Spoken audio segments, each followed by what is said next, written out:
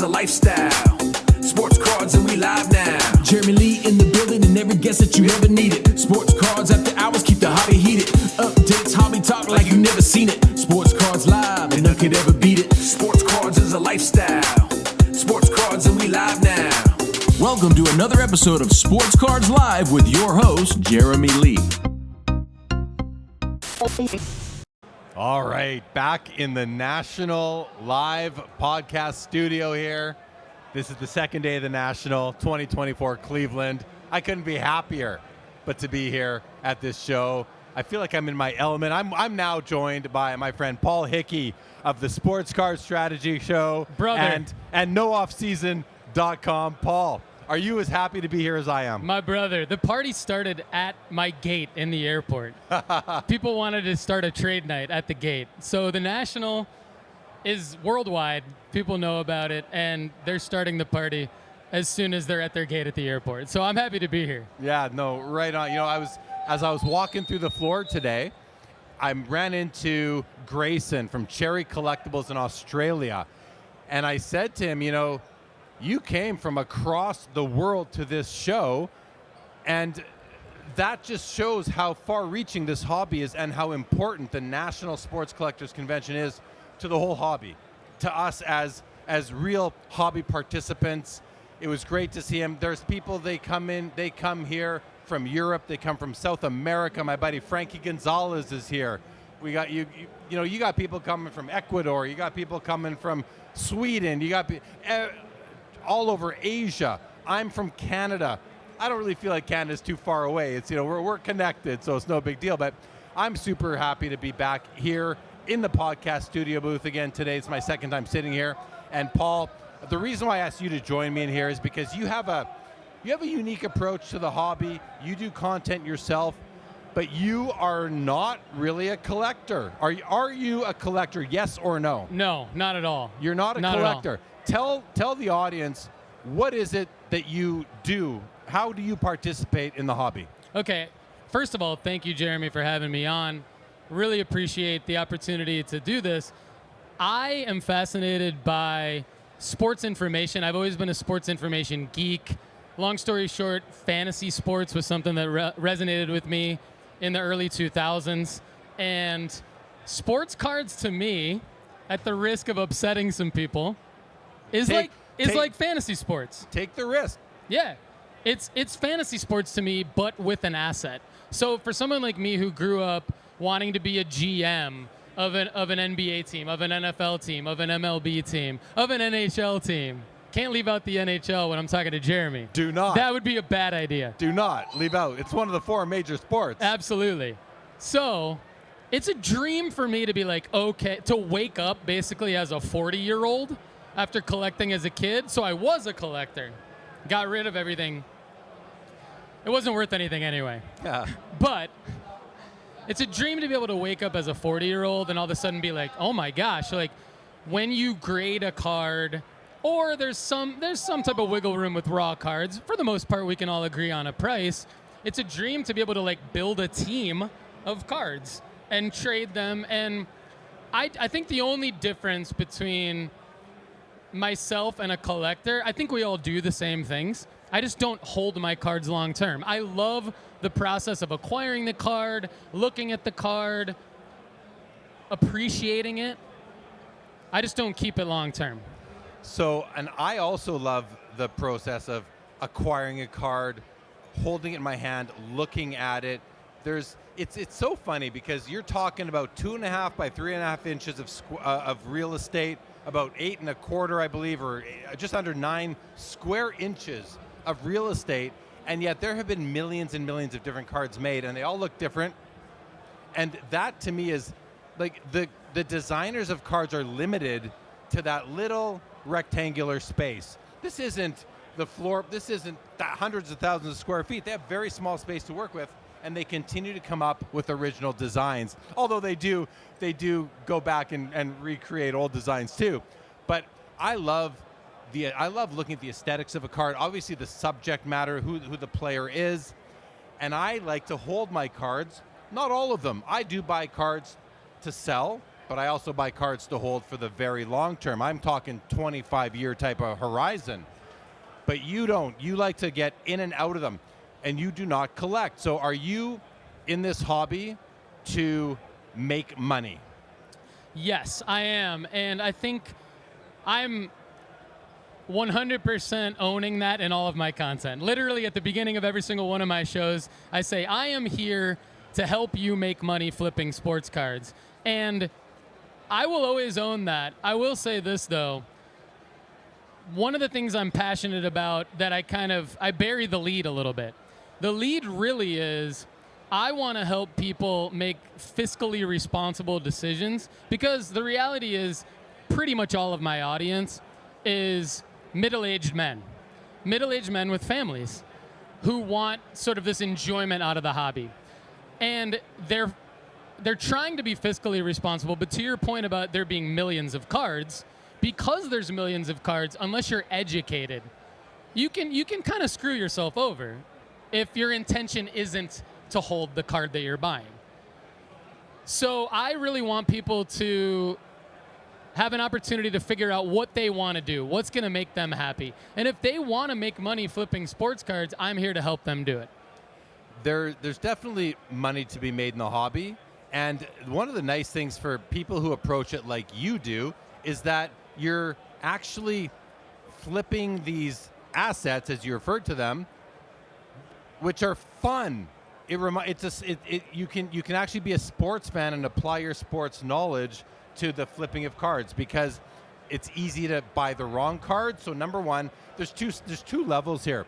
First of all, you have to know which cards to buy, because there are a lot of cards that are just not worth money. Now, if you're in this for the money, you have to know which cards to buy, and then you also have to know or have a gut feel for which players to buy.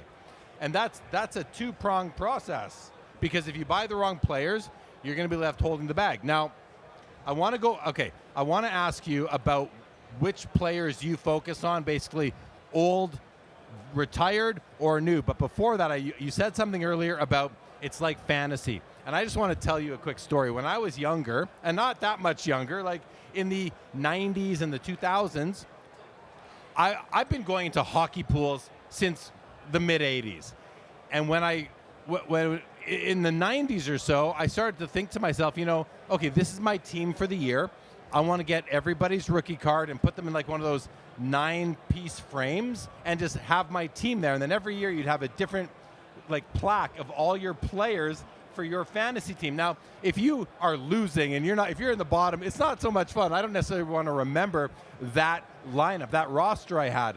But when you win your fantasy league, I think it's a nice way to commemorate it by putting those cards on display. Now, for you, even for you, as a guy who doesn't want to hold your cards, is that something you could see yourself doing and holding them? Because who cares about the value? It's taking you back to when you won your fantasy. Would you ever do that? Okay, some people like some friends of ours like Mike LaCusta, Iowa Dave, those guys, they're going to be surprised. I think you just nailed what could get me to be a collector. I think people have been trying, Jeremy, people have been trying to get me to be a collector. I think you just nailed it. Because the answer is yes, that is cool. Yeah. That is super cool what you just said.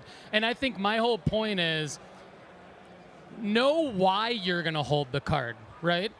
And I think you brought up a good point. I heard secondhand that you said, who cares? What if you just like the card? That's fair too. But what you just said is really cool with your hockey pool team. That would be something I would do as a fantasy football trophy, for example, or like a toilet bowl thing if you had a bad team. Because then you can make fun of your friends and make fun of yourself if you had the bad team. I like that. I think that's a fun idea. Now, I present this idea to you, and I present it to anyone watching or listening. I never actually did that, but because I have lots of cards in my collection, but I never actually did it. Maybe I didn't ever win my fantasy. That could be the reason. But I still think that to the side, I think that's a fun way to commemorate your sports fan memories and tying it into sports cards. And hey, man, you said it yourself. You love fantasy.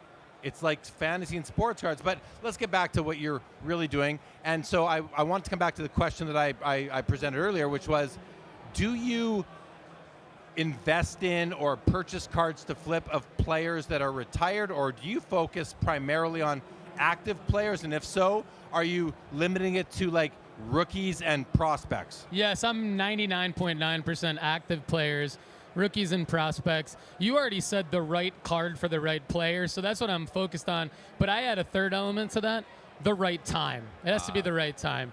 Because you can make money just flipping one player. You can make money flipping the same card over and over again. It just has to be at the right time. And it has to be the right card for that player.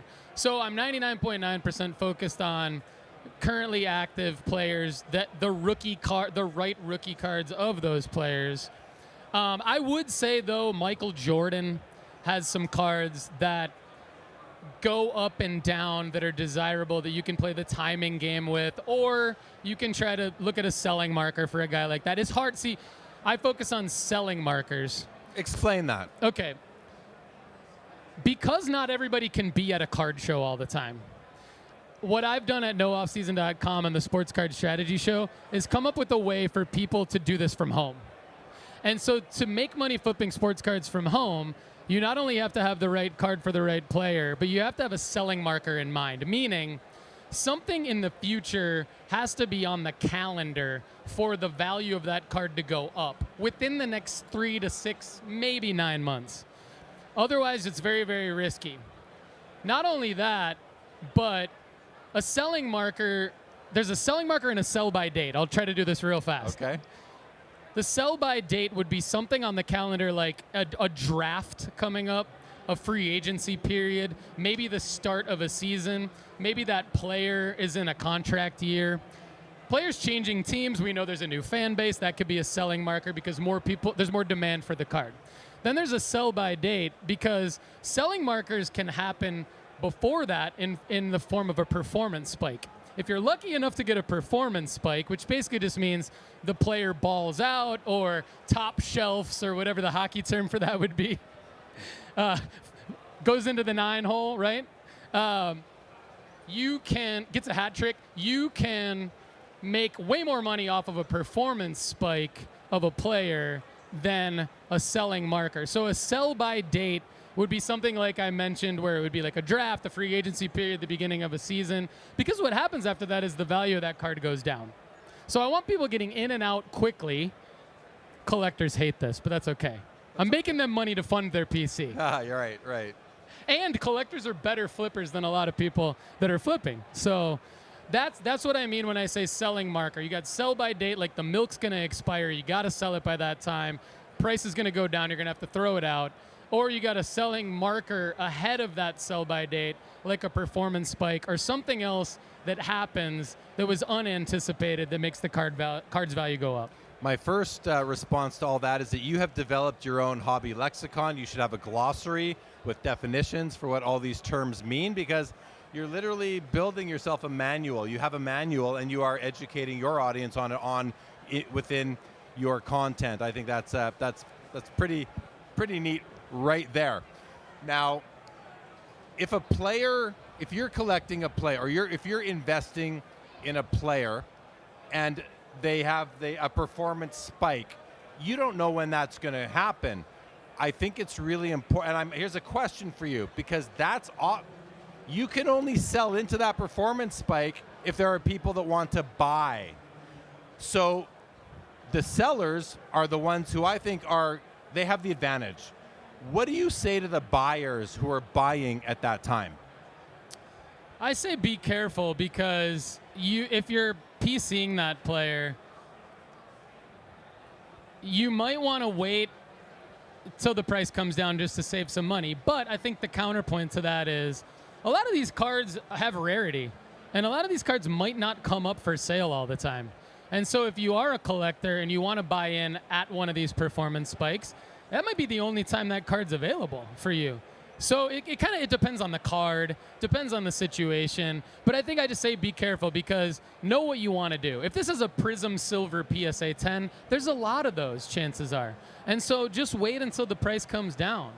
But there's always a market for that. There's always going to be people buying. And so, and I learned the hard way about 5 years ago. Like, I made a lot of mistakes, and that's what I want people to learn. I want people to learn from my mistakes.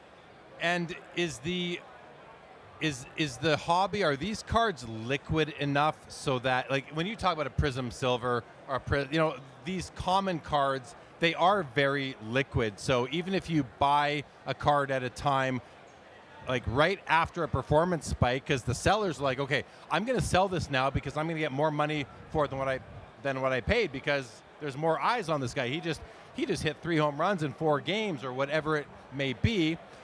If you're the person buying that, you're paying a premium, but you are also able to sell that card if that premium doesn't hold and it comes back. If the performance starts to falter off, it's going to come down in value most likely, or it might be an indication that this player is busting out. He's having a breakout season. That's when it's really good for the buyers. I think that makes sense to me. I want to ask you, I want to switch it up right now. Paul, we are at the National.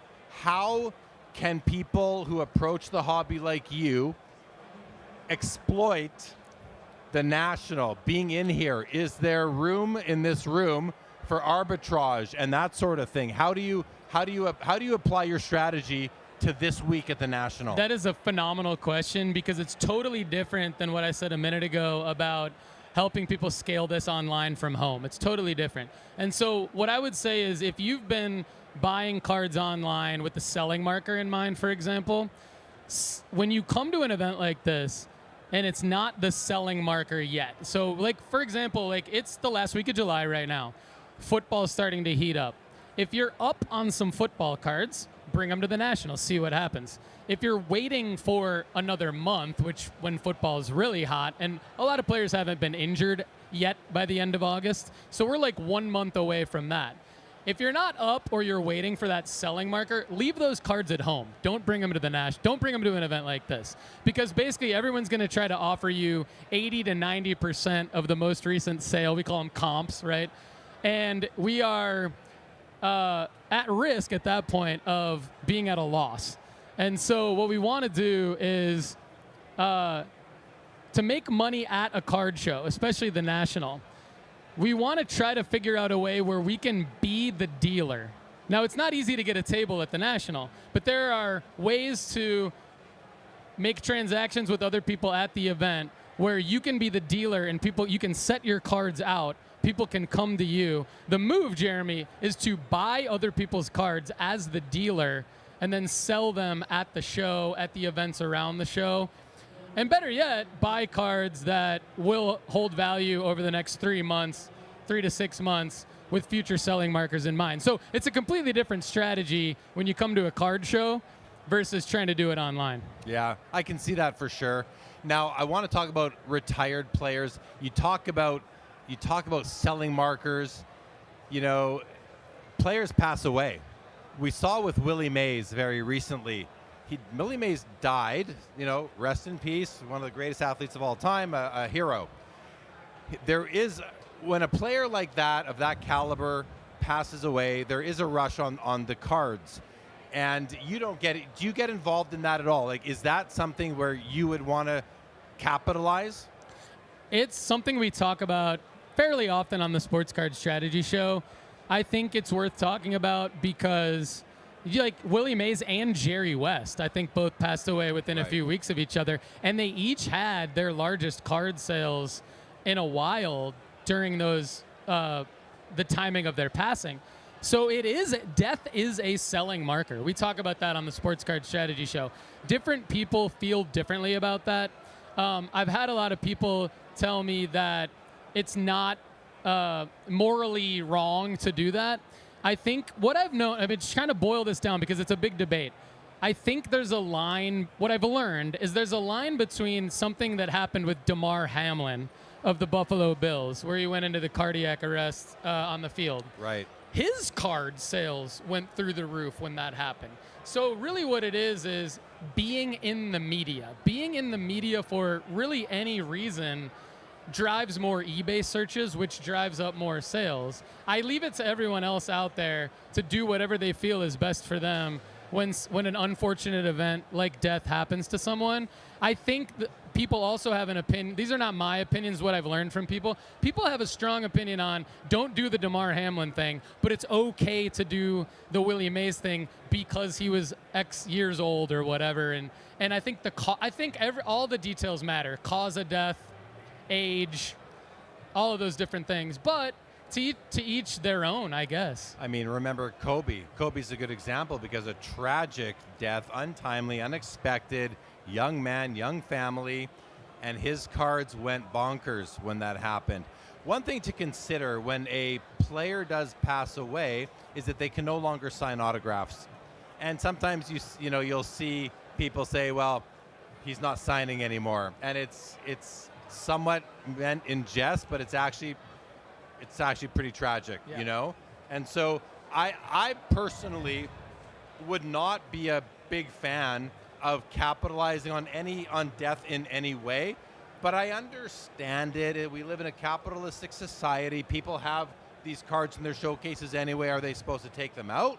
Is it out of respect, or it's inventory for a lot of people? So it's a sensitive subject. I would personally err on the side of caution and respect and just not deal with it, right? But the fact is that now you're denying people who are like, oh, I loved Willie Mays or I loved Kobe Bryant. I want to acquire a piece to remember them by, and I want to acquire it now because this is when I'm the most emotional about it. And collecting is an emotional activity. So I understand that, and if no one's willing to sell to them, then it's like, well, I can't find one but there will always be someone to sell, so it's never going to come to that. But I think that's an interesting angle to talk about as we talk about flipping cards, being in the hobby, being a hobby participant with the intention of buying and selling, not holding onto the cards very long. But I'm glad that through this conversation today that I might have been the one person who was able to convert Paul Hickey of the Sports Card Strategy Show into becoming a collector. Paul, let's wrap this up, man. Thanks for taking the time to join me here. Guys, check him out, Sports Card Strategy Show on YouTube, nooffseason.com, so website. I'm Jeremy Lee from Sports Cards Live. Paul, thank you. Thanks, Jeremy.